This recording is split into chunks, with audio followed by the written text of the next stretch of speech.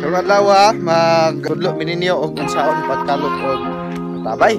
Diri sa amo labihan ka nihit ang tubig o nga amo ipakita sa inyo magkalot ni og tabay. If you want me to speak in English, I can also do that. So we will be digging a well today because it is very scarce. Sakto to bro. It is a very scarce. Scarcity ba? Scarce. It's the scarcity of the water in these areas. So, tarawan ninyo, sudungan ninyo ang kabakilid. So, kuyog igmin ninyo sa amo ang lakbay sa paghimo sa atabay, meaning kabukiran. Kaya may mga aparatos, ako may ipakita ninyo. Kana manay gitawag nga bedleng. Kana manay pala. Kuan na handmade na siya, customized gyapon. Katong kuan abs ni Bro Ryan, wala may lapot. Homemade tong abs. Ting lisura sa dalan. Na. Wala stoplight diri sa among bukid. Wala stoplight. Hinay rami kay paling lisura kayo. So, atangin ninyo ang sunod ng mga chapter sa ato ang pagkalot sa tabay. Later ipakita na ko kung saan nakalaluma ang mga agi. Nami sa kalasangan ron. Okay. Tungod sa hilabihang kahagipot kanhit sa tubig dinhi sa bukid sa gitawag nga Hinake, nakadesisyon ang tulo ka managsuon, Ryan, Maldwin ug Benji, sa pagkalot og atabay dinhi dapit sa Buyuan. Ani ang karon ang sudongon ang ilang sugilanon.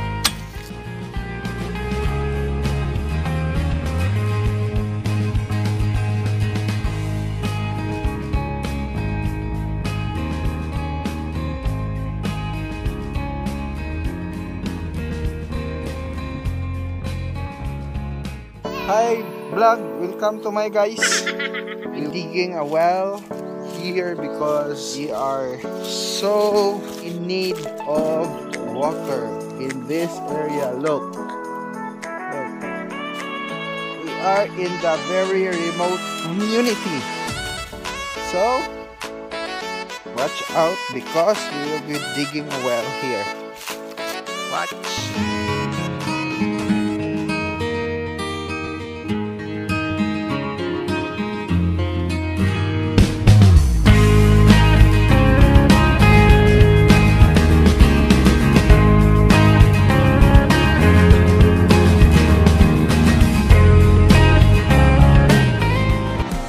Daw sa pagkalot og tabay.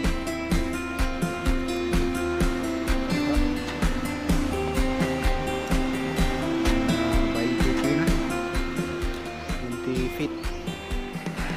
Pagyapoy tubig at padayon mig kalot. Okay mga meg, ikaw-apat nga adlaw sa pagkalot og tabay, dai mga model si Auntie Nineng, si Eden, si Kuya Maldwin og si Gio. So hinahinay na meron og padayugdog dito sa may tabay.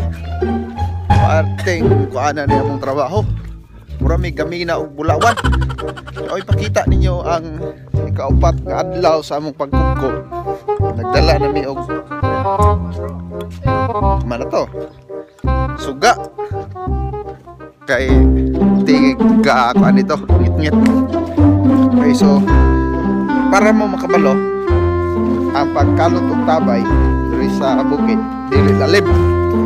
Agi ka og mga bato, bakyas. Ito lang ko sa akong kamot. Araw. Pahak-pahak na. Pahak na. Kuha to rito, gilin na. Subos.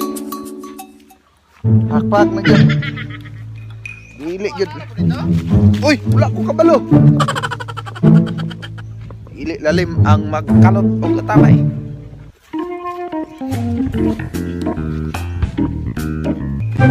Kasamtangan atong nakita ron ang duha ka manag-uyab. Ato ipakita sa video kay sila dito gadit-dit silang duha. Tora. Ang ilang gugma dili lang sa hawan, bisan pa sa kalibunan. Kusog kayo.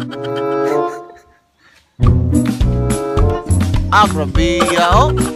Ato ra gid sila oh.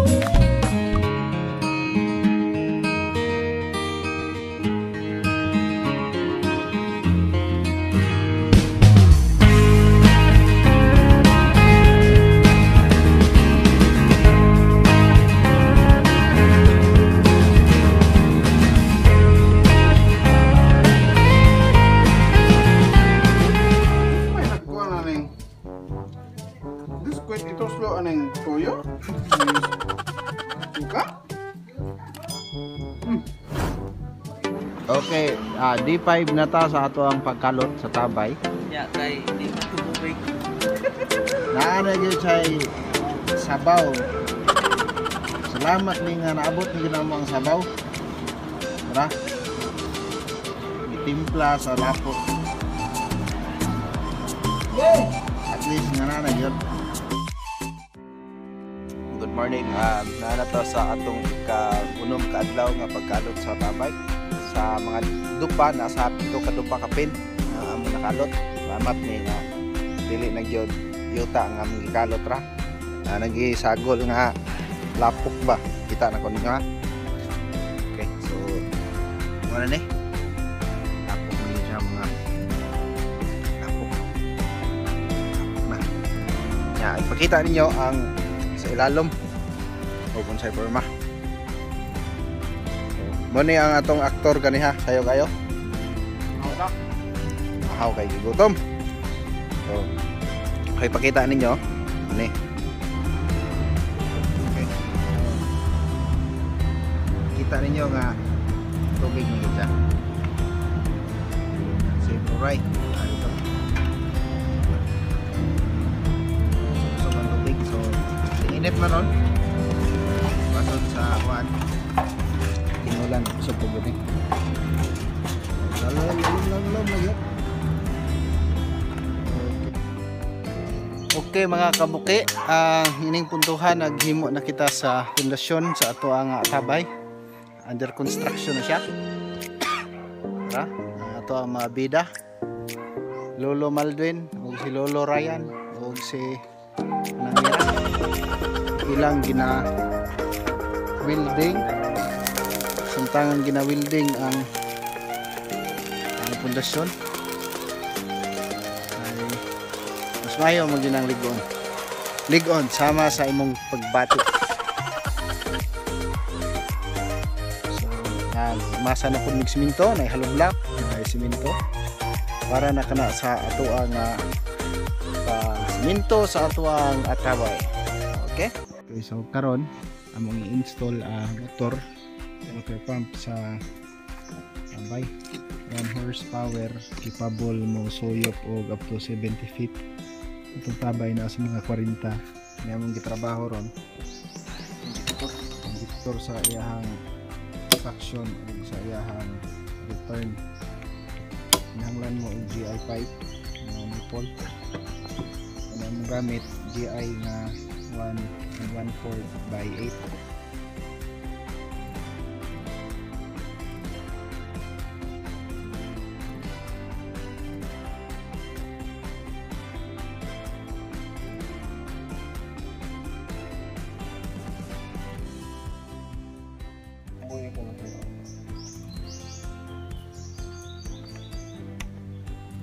Dili na ko po.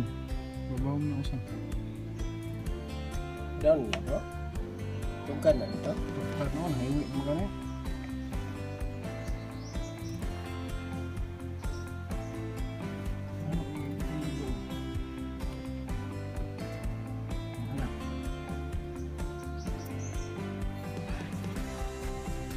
Highway mo.